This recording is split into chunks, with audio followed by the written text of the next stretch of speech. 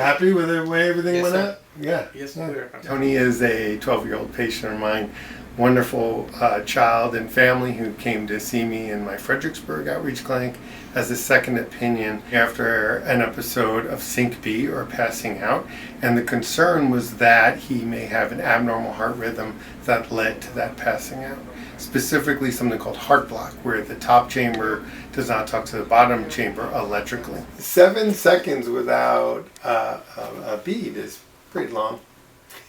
When he'd sleep, he'd have what are called pauses, where his top chamber wouldn't talk to his bottom chamber, and he'd only have a lower chamber beat for as long as 7.3 seconds. Now, it didn't affect him very much when he was asleep, because he clearly was asleep. But through the years, as I followed him, I saw that these episodes were starting to happen early in the morning or even late at night, so it wasn't always just when he was asleep, which made me concerned that it was progressing to something more important.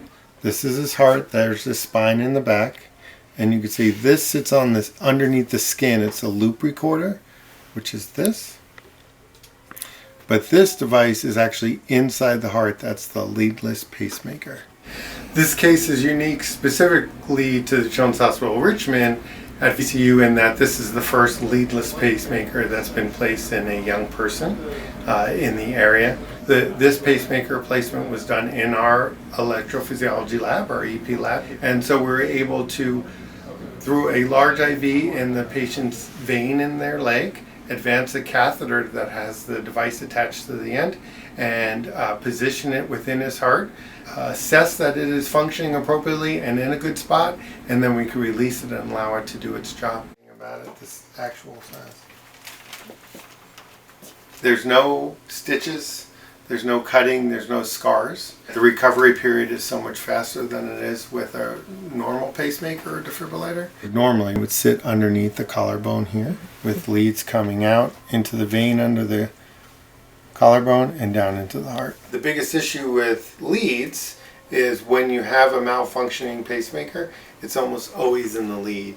But also, he may need pacemakers for his entire life, right? So to put leads into someone his size, you would eventually obstruct the vein that it goes into.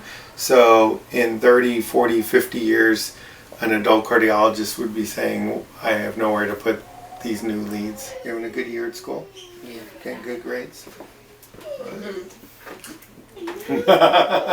His prognosis is excellent. He will be followed over time. And again, his heart block may progress further, in which case we can adjust what we've done or add additional therapies. But I am very hopeful that this device in and of itself is going to at least cover him throughout his childhood and likely early adulthood.